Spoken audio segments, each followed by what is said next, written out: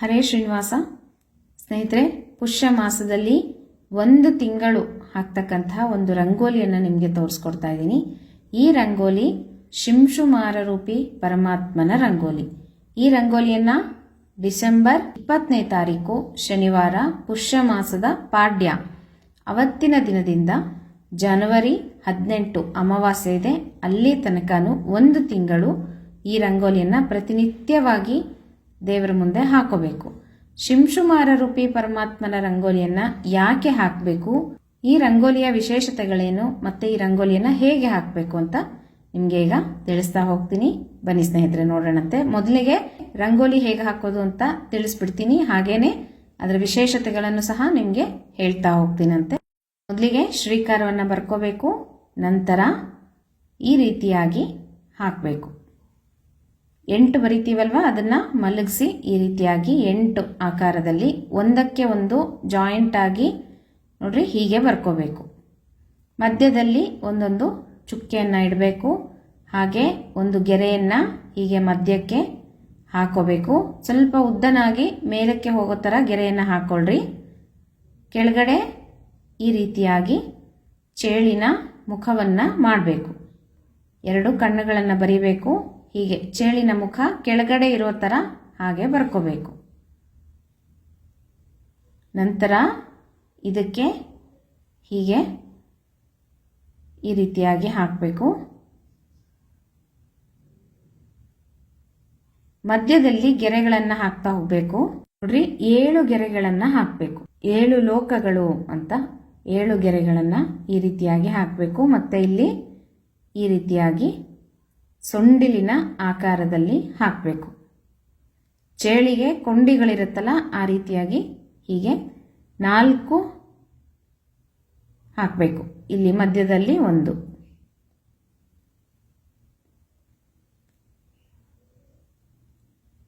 ಇದಿಷ್ಟು ರಂಗೋಲಿಯನ್ನು ಹಾಕೊಂಡ್ಮೇಲೆ ಹೀಗೆ ಇಲ್ಲಿಂದ ಒಂದು ಬಾಲದ ರೀತಿಯಲ್ಲಿ ಹೀಗೆ ಸುತ್ತಬೇಕು. ತಂದು ಈ ಕಡೆನೇ ಹಾಕಬೇಕು. ಇಲ್ಲಿ 27 ಚುಕ್ಕೆಗಳನ್ನು ಇಡಬೇಕು. ಹೀಗೆ ಆ ಕಡೆ ಈ ಕಡೆ ಕೌಂಟ್ ಮಾಡಿಕೊಂಡು 27 ಚುಕ್ಕೆ ಬಂದಿರಬೇಕು. ಇದು 27 ನಕ್ಷತ್ರಗಳು ಅಂತ ನೋಡ್ರಿ. ಹೀಗೆ ಒಟ್ಟಿನಲ್ಲಿ 27 ಚುಕ್ಕೆ ಇಲ್ಲಿ ತನಕ ಬರಬೇಕು. ಹೀಗೆ 27 ನಕ್ಷತ್ರಗಳನ್ನು ಅಂದರೆ ಚುಕ್ಕೆಗಳ ರೀತಿಯಲ್ಲಿ ಇಡಬೇಕು. ನಂತರ ಇಲ್ಲಿ 3 ಚುಕ್ಕೆಗಳನ್ನು ಹೀಗೆ ಇಡಬೇಕು. ನಾನು ಎಲ್ಲೆಲ್ಲಿ ಚುಕ್ಕೆಗಳನ್ನು ಇಟ್ಟಿರ್ತೀನೋ ಅಲ್ಲೆಲ್ಲೇ ಇಡಬೇಕು. ಇಲ್ಲಿ ಸಪ್ತ ಋಷಿಗಳು ಅಂದ್ಬಿಟ್ಟು ಹೀಗೆ ಮಧ್ಯದಲ್ಲಿ 1 ಇಟ್ಬಿಟ್ಟು ಸುತ್ತು 7 ಚುಕ್ಕೆಗಳನ್ನು ಇಡಬೇಕು. ನಂತರ ಈ ಕಡೆ 4 ಚುಕ್ಕೆಗಳನ್ನು ಇಟ್ಕೋಬೇಕು. ಇದಿಷ್ಟು ಚೇಳಿನ ಆಕಾರ ಅಂದರೆ ಶಿಂಶುಮಾರ ರೂಪಿ ಭಗವಂತನ ಒಂದು ರಂಗೋಲಿ. ತುಂಬ ಸಿಂಪಲ್ ಆದ ರಂಗೋಲಿ, ಈಸಿಯಾಗಿ ದಿನನಿತ್ಯವಾಗಿ ಹಾಕೋಬಹುದು. ಹೀಗೆ ರಂಗೋಲಿಯನ್ನು ಹಾಕೊಂಡು ಅರಶಿನ ಕುಂಕುಮವನ್ನು ಏರಿಸಿ ಒಂದು ತುಪ್ಪದ ದೀಪವನ್ನು ಹಚ್ಚಿಡಬೇಕು. ಈ ರೀತಿ ಪುಷ್ಯ ಮಾಸ ಒಂದು ತಿಂಗಳು ಈ ರಂಗೋಲಿಯನ್ನು ಹಾಕೋದ್ರಿಂದ ನಮಗೆ ಗೊತ್ತಿಲ್ಲದೇನೆ ನಮ್ಮ ದೇಹದಲ್ಲಿ ಯಾವುದಾದ್ರೂ ವಿಷ ಪದಾರ್ಥ ಸೇರ್ಕೊಂಡಿದ್ರೆ ಅದು ತೊಲಗಿ ಹೋಗುತ್ತೆ ಅಂತ, ಅಷ್ಟು ಒಂದು ಶಕ್ತಿ ಈ ರಂಗೋಲಿಗಿದೆ. ಈ ರಂಗೋಲಿಯ ವಿಶೇಷತೆಗಳನ್ನು ನೋಡೋಣ ಬನ್ನಿ ಸ್ನೇಹಿತರೆ. ಈಗ ಇಲ್ಲಿಂದ ಪ್ರಾರಂಭ ಮಾಡೋಣ. ಇದು ವಿಷ್ಣು ಕೂರ್ಮ ಅಂತ ಕರಿತೀವಿ. ಇದರ ಮೇಲ್ಗಡೆ ಒಂದಿದೆಯಲ್ಲ, ಇದೇ ಥರದ್ದೇ ಮೇಲ್ಗಡೆ ಒಂದು ಬರೆದಿದ್ದೀವಿ. ಇದನ್ನ ವಾಯುಕೂರ್ಮ ಅಂತ ಕರೆಯೋದು. ಇದು ವಿಷ್ಣು ಕೂರ್ಮ, ಇದು ವಾಯುಕೂರ್ಮ. ಆಮೇಲೆ ಇದು ಮುಖ, ಚೇಳಿನ ಮುಖ. ಆಯ್ತಾ. ಈ ಮಧ್ಯದಲ್ಲಿ ಒಂದು ಗೆರೆಯನ್ನು ಎಳೆದಿದ್ದೀವಲ್ಲ, ಅದು ಸೂತ್ರ. ಆಮೇಲೆ ಇಲ್ಲಿ ಮೇಲ್ಗಡೆ ಒಂದು ಈ ರೀತಿಯಾಗಿ ಬರೆದಿದ್ದೀವಲ್ಲ, ಇದಕ್ಕೆ ಬ್ರಹ್ಮಾಂಡ ಅಂತ ಕರೆಯೋದು. ಈ ಬ್ರಹ್ಮಾಂಡದೊಳಗೆ 7 ಗೆರೆಗಳನ್ನು ಎಳೆದಿದ್ದೀವಿ. ಇದು 7 ಲೋಕಗಳು. ಯಾವ್ದ್ಯಾವ್ದು 7 ಲೋಕಗಳು? ಅತಳ, ವಿತಳ, ಪಾತಾಳ, ಸುತಳ, ತಳಾತಳ, ರಸಾತಳ, ಮಹಾತಳ. ಇದಿಷ್ಟು 7 ಲೋಕಗಳು ಇಲ್ಲಿ ಬರುತ್ತೆ. ನಂತರ ಮುಂದುವರಿಸಿ ಹಾಗೇನೆ ಒಂದು ಬಾಲದ ರೀತಿಯಲ್ಲಿ ಮಾಡಿ ಮೇಲ್ಗಡೆ ಕೊಂಡಿಯ ತರ ಸುತ್ತಿದೀವಲ್ವಾ, ಅದಕ್ಕೆ 27 ನಕ್ಷತ್ರಗಳ ರೀತಿಯಲ್ಲಿ ಚುಕ್ಕೆಗಳನ್ನು ಇಟ್ಟಿದ್ದೀವಿ. ಹಾಗೆ ಚುಕ್ಕೆಗಳನ್ನು ಇಡುವಾಗ 27 ನಕ್ಷತ್ರಗಳನ್ನು ಸ್ಮರಣೆ ಮಾಡ್ತಾ ಅವುಗಳ ಹೆಸರುಗಳನ್ನು ಹೇಳಿ ಚುಕ್ಕೆಗಳನ್ನು ಇಟ್ಟರೆ ನರಕ ಪ್ರಾಪ್ತಿ ಆಗೋದಿಲ್ಲ ಅಂತ ಹೇಳ್ತಾರೆ. ಹಾಗಾಗಿ 27 ನಕ್ಷತ್ರಗಳನ್ನ ಸ್ಮರಣೆ ಮಾಡಬೇಕು. ಅಶ್ವಿನಿ, ಭರಣಿ, ಕೃತಿಕಾ, ರೋಹಿಣಿ, ಮೃಗಶಿರ, ಆರ್ದ್ರ, ಪುನರ್ವಸು, ಪುಷ್ಯ, ಆಶ್ಲೇಷ, ಮಘ, ಪುಬ್ಬ, ಉತ್ತರ, ಹಸ್ತ, ಚಿತ್ತ, ಸ್ವಾತಿ, ವಿಶಾಖ, ಅನುರಾಧ, ಜ್ಯೇಷ್ಠ, ಮೂಲ, ಪೂರ್ವಾಷಾಢ, ಉತ್ತರಾಷಾಢ, ಶ್ರವಣ, ಧನಿಷ್ಠ, ಶತಭಿಷ, ಪೂರ್ವಭಾದ್ರ, ಉತ್ತರಭಾದ್ರ, ರೇವತಿ. ಹೀಗೆ 27 ನಕ್ಷತ್ರಗಳ ಸ್ಮರಣೆ ಮಾಡ್ತಾ ಚುಕ್ಕೆಗಳನ್ನ ಇಟ್ಟರೆ ನರಕ ಪ್ರಾಪ್ತಿ ಆಗೋದಿಲ್ಲ ಅಂತ ಹೇಳ್ತಾರೆ. ಆಮೇಲೆ ಆ ಕೊಂಡಿಯ ಒಂದು ತುದಿಯಲ್ಲಿ 3 ಚುಕ್ಕೆಗಳನ್ನ ಇಟ್ಟಿದ್ದೀವಿ. ಆ 3 ಚುಕ್ಕೆಗಳು ಏನು ಅಂತಂದ್ರೆ ಧ್ರುವರಾಜರು ಅಂತ ಹೇಳ್ತೀವಿ. ನಂತರ ಸ್ವಲ್ಪ ಕೆಳಗಡೆ 7 ಚುಕ್ಕೆಗಳನ್ನ ಇಟ್ಟಿದ್ದೀವಿ. ಅವರು ಯಾರು ಅಂತಂದ್ರೆ ಸಪ್ತ ಋಷಿಗಳು. ಸಪ್ತ ಋಷಿ ಮಂಡಲ ಅಂತ ಹೇಳ್ತೀವಲ್ವಾ, ಹಾಗೆ 7 ಜನ ಋಷಿಗಳು. ಇದಿಷ್ಟು ಆದ್ಮೇಲೆ ಈ ಕಡೆ ಪಕ್ಕದಲ್ಲಿ 4 ಚುಕ್ಕೆ ಇಟ್ಟಿದ್ದೀವಿ. ಇವರು ಧಾತೃ ವಿಧಾತೃ ಅಂತ ಕರಿತೀವಿ. ಯಾರಿವರು ಧಾತೃ ವಿಧಾತೃಗಳು ಅಂದ್ರೆ, ಧಾತೃ ಅಂತಂದ್ರೆ ಈಗಾಗಲೇ ಸಾಧನೆಯನ್ನ ಮಾಡಿ ಮುಕ್ತಿಯನ್ನ ಹೊಂದಿದಂತಹ ಬ್ರಹ್ಮವಾಯುದೇವರು. ವಿಧಾತೃ ಅಂತಂದ್ರೆ ಸಾಧನೆಯನ್ನ ಮಾಡ್ತಾ ಇರುವಂತಹ ಬ್ರಹ್ಮವಾಯುದೇವರುಗಳು. ಈ ರೀತಿ 4 ಚುಕ್ಕೆಗಳನ್ನ ಇಟ್ಟಿದ್ದೀವಿ. ಈಗ ಕೊನೆಯದಾಗಿ ಇದೇನಪ್ಪ ಅಂತ ನೀವು ಕೇಳ್ಬೋದು. ಇದು 4 ಆನೆಗಳು ಅಂತ ಹೇಳ್ತೀವಿ. ಅಂದ್ರೆ ಅಂಬಷ್ಟ ಅಂತ ಹೇಳ್ತಾರೆ. 4 ಆನೆಗಳು ಅಂತ ಕರೆಯೋದು. ಈಗ ಇದಿಷ್ಟು ಶಿಂಶುಮಾರ ರೂಪಿ ಪರಮಾತ್ಮನ ಒಂದು ರಂಗೋಲಿ. ರಂಗೋಲಿ ಹೇಗೆ ಹಾಕಬೇಕು, ಇದರ ವಿಶೇಷತೆಗಳೇನು, ಹೆಸರುಗಳು ಸಹ ನಿಮಗೆ ತಿಳಿಸ್ಕೊಟ್ಟಿದ್ದೀನಿ. ಇನ್ನು ಈ ರಂಗೋಲಿಯನ್ನು ನಾವು ಯಾಕೆ ಹಾಕಬೇಕು ಈ ಒಂದು ಪುಷ್ಯ ಮಾಸದಲ್ಲಿ ಅಂತ ತಿಳಿಸ್ತೀನಿ. ಹಾಗೇನೆ ಈ ರಂಗೋಲಿಯನ್ನು ಹಾಕೊಂಡು ಒಂದು ಮಂತ್ರವನ್ನು ಸಹ ಹೇಳ್ಕೋಬೇಕು ದಿನನಿತ್ಯವಾಗಿ. ಆ ಮಂತ್ರವನ್ನು ಸಹ ನಿಮಗೆ ತಿಳಿಸ್ಕೊಡ್ತೀನಂತೆ. ಈ ಒಂದು ಶಿಂಶುಮಾರ ರೂಪಿ ಪರಮಾತ್ಮ, ಶಿಂಶುಮಾರ ಅಂತಂದ್ರೆ ಏನು ಅಂತ ತುಂಬಾ ಜನಕ್ಕೆ ಗೊತ್ತಿರೋದಿಲ್ಲ. ಮೊದಲು ನಾನು ಆ ವಿಷಯವನ್ನ ತಿಳಿಸ್ಬಿಡ್ತೀನಂತೆ. ಶಿಂಶುಮಾರ ಅಂತಂದ್ರೆ ಭಗವಂತನ ಒಂದು ರೂಪ, ಚೇಳಿನ ಆಕಾರದ ಪರಮಾತ್ಮನ ರೂಪ. ಭಗವಂತ ಮಹಾವಿಷ್ಣುವಿನ ರೂಪನೇ ಶಿಂಶುಮಾರ ಪರಮಾತ್ಮ ಅಂತ ಹೇಳ್ಬೋದು. ಚೇಳಿನ ಆಕಾರದಲ್ಲಿ ಭಗವಂತ ತಲೆ ಕೆಳಗಾಗಿ ಇರ್ತಾನೆ. ಹಾಗಾಗಿ ಈ ಒಂದು ಭಗವಂತನ ಚಿಂತನೆ ಮಾಡೋದ್ರಿಂದ, ಅಂದ್ರೆ ಶಿಂಶುಮಾರ ಅಂತಂದ್ರೆ ಸುಖ, ಜ್ಞಾನ, ಪೂರ್ಣ ರೂಪ. ಯಾರು ಪರಮಾತ್ಮನನ್ನ ಜ್ಞಾನಾನಂದಮಯ ಅಂತ ತಿಳಿದು ಅರ್ಚನೆಯನ್ನ ಮಾಡ್ತಾರೋ, ಚಿಂತನೆಯನ್ನ ಮಾಡಿ ಭಗವಂತನ ಸ್ಮರಣೆಯನ್ನ ಮಾಡ್ತಾರೋ, ಅವರ ಪಾಪಗಳನ್ನ ನಾಶ ಮಾಡಿ ಅವರನ್ನ ಉದ್ಧಾರ ಮಾಡುವಂಥ ಭಗವಂತನ ರೂಪ ಈ ಒಂದು ಶಿಂಶುಮಾರ ಪರಮಾತ್ಮ. ಹಾಗೆ ನಾವು ಭಗವಂತ ಸುಖ ಕೊಡುವಂತಹ ಮತ್ತೆ ಜ್ಞಾನಪೂರ್ಣ ರೂಪವಾದಂತಹ ಭಗವಂತ ಅಂತ ನಾವು ಯಾವಾಗಲೂ ಭಗವಂತನನ್ನ ಚಿಂತನೆ ಮಾಡಬೇಕು. ಈ ರೀತಿ ಚೇಳಿನ ಆಕಾರದಲ್ಲಿ ನಾವು ಈ ಒಂದು ಪುಷ್ಯ ಮಾಸದಲ್ಲಿ ಭಗವಂತನ ಚಿಂತನೆ ಮಾಡ್ತಾ ಈ ರಂಗೋಲಿಯನ್ನ ಹಾಕೋದ್ರಿಂದ ನಮ್ಮ ದೇಹದಲ್ಲಿ ಯಾವುದೋ ಒಂದು ರೀತಿಯಿಂದ ಸ್ವಲ್ಪ ಮಟ್ಟಿಗೆ ವಿಷಕಾರಕ ಅಂಶ ಸೇರ್ಕೊಂಡಿರುತ್ತೆ ಅಲ್ವಾ. ನಾವು ತಿನ್ನುವಂಥ ಆಹಾರದಲ್ಲಿ, ಗಾಳಿಯಿಂದ ಆಗಿರ್ಬೋದು, ಹೀಗೆ ನಮ್ಮ ದೇಹದಲ್ಲಿ ಸೇರಿರುವಂಥ ವಿಷಕಾರಕ ಅಂಶವನ್ನ ತೆಗೆದುಹಾಕುವಂತಹ ಶಕ್ತಿ ಈ ರಂಗೋಲಿಗೆ ಇದೆ. ಹಾಗಾಗಿ ನಮ್ಮ ದೇಹದಲ್ಲಿ ವಿಷ ಇದೆ, ಅದು ಹೊರಗಡೆ ಹೋಗಬೇಕು ಅಂದರೆ ಈ ಒಂದು ರಂಗೋಲಿಯನ್ನು ಪುಷ್ಯ ಮಾಸದಲ್ಲಿ ಪ್ರತಿನಿತ್ಯವಾಗಿ ಹಾಕಬೇಕು. ದೇಹದಲ್ಲಿ ವಿಷ ಸೇರ್ಕೊಂಡ್ರೆ ಪಾಯ್ಸನ್ ಏನಾಗುತ್ತೆ, ದೇಹವನ್ನ ನಾಶ ಮಾಡುತ್ತೆ.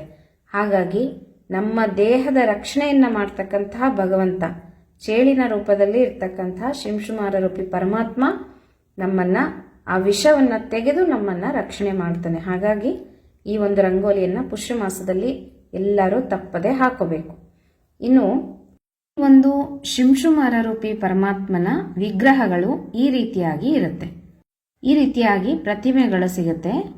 ಈ ಪ್ರತಿಮೆಗಳನ್ನ ಭಗವಂತನ ಪ್ರತಿಮೆಗಳ ಜೊತೆಗೆ ಇಟ್ಟು ಪೂಜೆಯನ್ನ ಮಾಡ್ತಾರೆ. ಈ ಭಗವಂತನ ರೂಪನೇ ಆದ ಕಾರಣ ಈ ರೀತಿಯಾಗಿ ಕೆಲವ್ರ ಮನೆಗಳಲ್ಲಿ ಈ ರೀತಿಯ ಮೂರ್ತಿಗಳು ಇರುತ್ತೆ, ಪೂಜೆಯನ್ನ ಮಾಡ್ತಾ ಇರ್ತಾರೆ. ಹೀಗೆ ಬೆಳ್ಳಿಯದ್ದು ಸಹ ಸಿಗುತ್ತೆ, ಇದರಲ್ಲಿ ಈ ರೀತಿ ಇರುತ್ತೆ. ಇದು ಶಿಂಶುಮಾರ ರೂಪಿ ಪರಮಾತ್ಮ. ಈ ಒಂದು ತಿಂಗಳು ಪುಷ್ಯ ಮಾಸದಲ್ಲಿ ಶಿಂಶುಮಾರ ರೂಪಿ ಪರಮಾತ್ಮನ ರಂಗೋಲಿಯನ್ನ ಹಾಕೊಂಡು ಪೂಜೆಯನ್ನ ಮಾಡಿ ಕೊನೆಗೆ ಲಾಸ್ಟ್ ಡೇ ಅಥವಾ ಪುಷ್ಯ ಮಾಸದಲ್ಲಿ ಯಾವತ್ತಾದರೂ ಒಂದು ದಿನ ಈ ರೀತಿ ಶಿಂಶುಮಾರ ರೂಪಿ ಪರಮಾತ್ಮನ ಒಂದು ಮೂರ್ತಿಯನ್ನು ದಾನವಾಗಿ ಸಹ ಕೊಡ್ತಾರೆ. ಈ ಪದ್ಧತಿನೂ ಉಂಟು, ಸಾಧ್ಯವಾದವರು ದಾನವಾಗಿ ಕೊಡ್ಬೋದು. ಈ ಶಿಂಶುಮಾರ ರೂಪಿ ಪರಮಾತ್ಮನ ವಿಶೇಷತೆಗಳೇನು ಅಂತ ತಿಳ್ಕೊಳ್ಳೋಣ ಸ್ನೇಹಿತರೆ. ಭಾಗವತದ 5ನೇ ಸ್ಕಂದದಲ್ಲಿ ಶಿಂಶುಮಾರನ ವರ್ಣನೆಯನ್ನು ಮಾಡಲಾಗಿದೆ. ಶಿಂಶುಮಾರ ಅಂತಂದರೆ ಚೇಳಿನ ಆಕಾರದ ಪರಮಾತ್ಮನ ರೂಪ. ಮೈಯನ್ನ ಸುರುಳಿಯಾಗಿ ಸುತ್ತಿಕೊಂಡು ತಲೆ ಕೆಳಗಾಗಿ ನಿಂತು ಚೇಳಿನ ಆಕಾರದಲ್ಲಿ ಆಕಾಶದಲ್ಲಿ ಕಾಣುವಂತಹ ಜ್ಯೋತಿರ್ಮಂಡಲವೇ ಶಿಂಶುಮಾರ ಚಕ್ರ ಅಂತ ಕರೆಯಲಾಗುತ್ತೆ. ಇದರ ಬಾಲದ ತುದಿಯಲ್ಲಿ ಧ್ರುವ ಮಂಡಲವಿದೆ.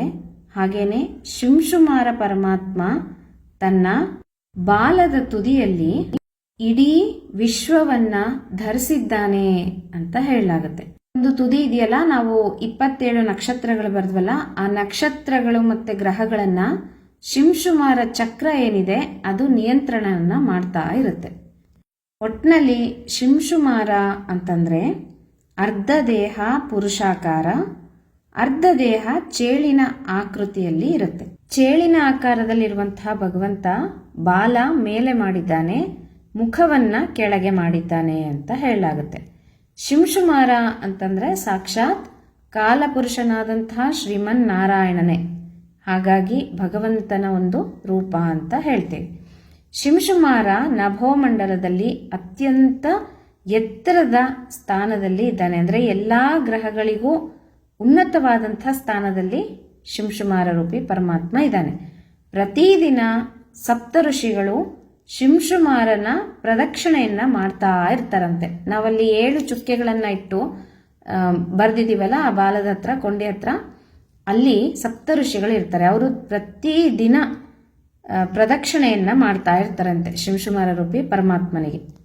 ಈಗ ನಾವು ಲಕ್ಷ್ಮೀ ಶೋಭಾನವನ್ನ ಹೇಳುವಾಗ ಹೇಳ್ತೀವಲ್ವಾ, ಎಲ್ಲರ ಆಯುಷ್ಯವ ಶಿಂಶುಮಾರ ದೇವ ಸಲ್ಲೀಲೆಯಿಂದ ತೊಲಗಿಸುವ ಒಲ್ಲೆ ನಾನಿವರ ನಿತ್ಯ ಮುತ್ತೈದೆ ಎಂದು ಬಲ್ಲವರನ್ನ ಭಜಿಸುವರು ಅಂತ. ಲಕ್ಷ್ಮೀದೇವಿ ಹೀಗೆ ಹೇಳಿದಾಳೆ. ಇದರ ಅರ್ಥ ಏನು ಅಂತಂದ್ರೆ, ಬ್ರಹ್ಮಾದಿ ಸಕಲ ದೇವತೆಗಳ ಆಯುಷ್ಯನು ಶಾಶ್ವತವಲ್ಲ, ಎಲ್ಲರಿಗೂ ಮರಣ ಇದೆ, ಅವರ್ಯಾರೂ ನನಗೆ ಬೇಡ ಅಂತ ಹೇಳಿ ಲಕ್ಷ್ಮೀದೇವಿ ಹೇಳಿದಾಳೆ. ಹಾಗಾಗಿ ಭಗವಂತನಿಗೆ ಹುಟ್ಟು ಸಾವುಗಳಿಲ್ಲ. ಬ್ರಹ್ಮಾದಿ ಎಲ್ಲಾ ಸಕಲ ದೇವತೆಗಳಿಗೂ ಮರಣ ಇದೆ, ಭಗವಂತನಿಗಿಲ್ಲ. ಅದಕ್ಕೋಸ್ಕರ ನನಗೆ ಅವ್ರು ಯಾರು ಬೇಡ ಅಂತ ಹೇಳಿ ಲಕ್ಷ್ಮೀದೇವಿ ಲಕ್ಷ್ಮೀ ಶೋಭಾನದಲ್ಲಿ ಹೇಳಿದಾಳೆ. ಶ್ರೀಹರಿ ಮತ್ತೆ ಮಹಾಲಕ್ಷ್ಮಿ ಇಬ್ರು ಅನಾದಿ ನಿತ್ಯರು, ಅಂದ್ರೆ ನಿತ್ಯ ಮುಕ್ತರು ಅಂತ ಹೇಳ್ತೀವಿ. ಅವರಿಗೆ ಕಾಲ ಬಂಧಗಳಿಲ್ಲ, ಎಂದಿಗೂ ಪತಿಯ ವಿಯೋಗವಿಲ್ಲದೆ ನಿತ್ಯ ಮುಕ್ತಳಾಗಿ ನಿತ್ಯ ಮುತ್ತೈದೆಯಾಗಿ ಇರುವುದರಿಂದ ನಾನು ಇವರನ್ನ ಒಲ್ಲೆ ಅಂತ ಹೇಳಿ ಲಕ್ಷ್ಮೀದೇವಿ ಲಕ್ಷ್ಮೀ ಶೋಭಾನದಲ್ಲಿ ತಿಳಿಸಿದಾಳೆ. ವಲ್ಲವರನ್ನ ಭಜಿಸುವರು ಅಂತ ಹೇಳಿದಾಳೆ. ಅಂದ್ರೆ ಹಾಗೆ ಅಂತ ತಿಳಿದು ನನ್ನನ್ನ ಯಾರು ಭಜಿಸ್ತಾರೋ, ನನ್ನನ್ನ ಯಾರು ಆರಾಧನೆಯನ್ನ ಮಾಡ್ತಾರೋ ಅವರು ಜ್ಞಾನಿಗಳು, ಋಷಿಗಳು ಅಂತ ಹೇಳಿದಾಳೆ. ಇಷ್ಟು ವಿಶೇಷವಾದಂತಹ ಭಗವಂತನ ರೂಪ ಶಿಂಶುಮಾರ ರೂಪಿ ಪರಮಾತ್ಮ. ಹಾಗಾಗಿ ಈ ಒಂದು ಪುಷ್ಯ ಮಾಸದಲ್ಲಿ ಈ ರಂಗೋಲಿಯನ್ನು ಹಾಕೋದ್ರಿಂದ ಆರೋಗ್ಯ, ಆಯುಷು ಎಲ್ಲನೂ ವೃದ್ಧಿಯಾಗುತ್ತೆ. ಭಗವಂತನ ಅನುಗ್ರಹ ನಮಗೆ ಸಿಗುತ್ತೆ. ಇಷ್ಟೊಂದು ವಿಶೇಷವಾದಂತಹ ರಂಗೋಲಿ ಶಿಂಶುಮಾರ ರೂಪಿ ಪರಮಾತ್ಮನ ರಂಗೋಲಿ. ಈ ರಂಗೋಲಿಯನ್ನ ಪುಷ್ಯ ಮಾಸದಲ್ಲಿ ಪ್ರತಿನಿತ್ಯ ಹಾಕೊಂಡು ಪೂಜೆಯನ್ನ ಮಾಡಿಕೊಂಡು ತುಪ್ಪದ ದೀಪವನ್ನ ಹಚ್ಚಿಟ್ಟು ಒಂದು ಮಂತ್ರವನ್ನ ಹೇಳ್ತೀನಿ, ಅದನ್ನ ಪ್ರತಿನಿತ್ಯನೂ ಹೇಳ್ಕೋಬೇಕು.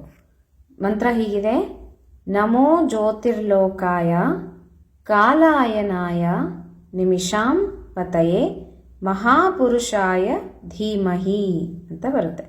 ಇನ್ನೊಮ್ಮೆ ಹೇಳ್ತೀನಿ: ನಮೋ ಜ್ಯೋತಿರ್ಲೋಕಾಯ ಕಾಲಾಯನಾಯ ನಿಮಿಷಾಂ ಪತಯೇ ಮಹಾಪುರುಷಾಯ ಧೀಮಹಿ ಅಂತ ಹೇಳ್ಕೋಬೇಕು. ಇಲ್ಲಿ ಕಾಲಾಯನಾಯ ಅಂತಂದ್ರೆ ಏನು ಅಂತ ನೋಡೋಣ ಸ್ನೇಹಿತರೆ.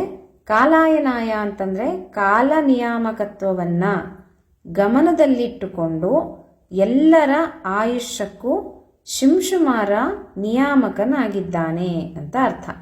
ಅಂದ್ರೆ ನಮ್ಮ ಆಯುಷ್ಯವನ್ನ ನಿಯಂತ್ರಣ ಮಾಡ್ತಕ್ಕಂಥವನು ಶಿಂಶುಮಾರ ರೂಪಿ ಪರಮಾತ್ಮ. ಹಾಗಾಗಿ ನಾವು ಕಾಲಾಯನಾಯ ಅಂತ ಕರಿತೀವಿ. ಈ ಮಂತ್ರದಲ್ಲಿ ಬಂದಿದೆ. ಇದು ತುಂಬ ವಿಶೇಷವಾದಂಥ ಮಂತ್ರ. ತಪ್ಪದೇ ಹೇಳ್ಕೊಳ್ರಿ. ನಮ್ಮ ಆಯುಷು, ಆರೋಗ್ಯ ಎಲ್ಲವನ್ನ ಭಗವಂತ ನಿಯಂತ್ರಣ ಮಾಡ್ತಾನೆ. ಹಾಗಾಗಿ ಎಲ್ಲರ ಆಯುಷು ಗಟ್ಟಿಯಾಗಿರಬೇಕು, ಎಲ್ಲರ ಆರೋಗ್ಯ ಭಾಗ್ಯನೂ ಚೆನ್ನಾಗಿರಬೇಕು. ಪ್ರತಿನಿತ್ಯ ಪುಷ್ಯ ಮಾಸದಲ್ಲಿ ಈ ರಂಗೋಲಿಯನ್ನು ಹಾಕ್ಕೊಳ್ರಿ ಅಂತ ಹೇಳ್ತಾ ಈ ಮಂತ್ರವನ್ನು ಸಹ ಎಲ್ಲರೂ ಹೇಳ್ಕೊಳ್ರಿ. ಮತ್ತೆ ಮುಂದಿನ ವಿಡಿಯೋ ಒಟ್ಟಿಗೆ ಸಿಗ್ತೀನಿ ಸ್ನೇಹಿತರೆ. ಹರೇ ಶ್ರೀನಿವಾಸ.